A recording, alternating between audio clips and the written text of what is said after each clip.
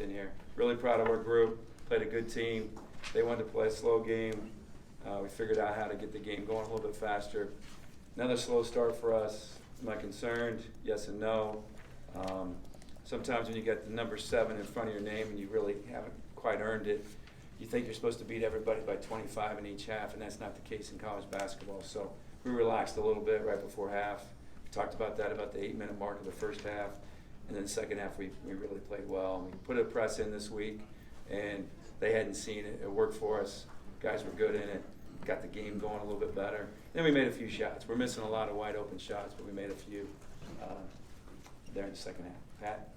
Mark, defensively, now 2 games in a row, it seems like that's been pretty sharp for you guys in general, whether it's zone or whatever. Yeah. How pleased are you with how much this group has embraced that end of the floor so far? Yeah, so we were able to do something different today. We were doubling the post big, which we haven't. We practiced it a little bit before Rhode Island, but didn't use it, and we used it today. So I was really proud of that and how we rotated out of it. And so that's a start for us. Our out-of-bounds under defense is frustrating me a little bit. We're not recognizing certain situations, so that's got to get better. Run and jump was good for us today. The 1-3-1 was good for us the other game. So we have multiple defenses that really help us and kind of change the tempo of the game. You guys now have, 3 consecutive games with at least 22 fast break points. How impressed have you been with that aspect, and do you think that that's something that, this team can sustain? Yeah, I think we can play better in transition. I think we jumped off one leg too many times and took some crazy layups, turned it over in transition in the first half.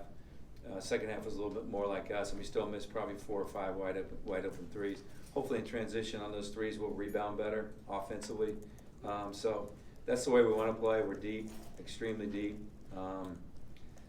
And so, I think we can do that. Now there's going to be certain teams that send 4 guys back on every shot. That'll be a little bit different, and that's why we got to get better on our half-court offense.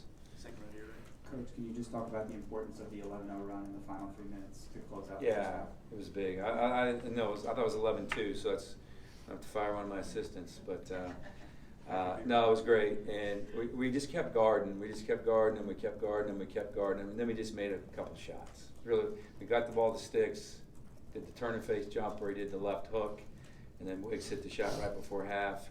I think Anthony might have made one in there too. So we just made shots, made plays, and we just kept guarding, and that's how we were able to do it.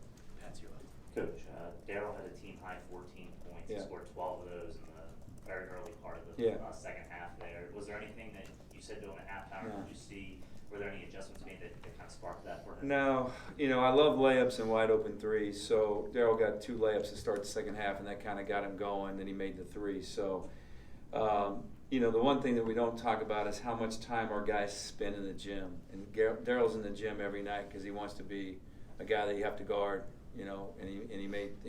So it's good for a guy like that to put so much time in to make shots, and defensively he's always good for us. So we made over I think over 3,000 threes since the Rhode Island game in practice. So we're going to start making more of them. We shoot a lot of them. We're going to make more of them. Like to be a little more balanced 2s and 3s, score a little bit more around the basket in both halves, and I think that would help us.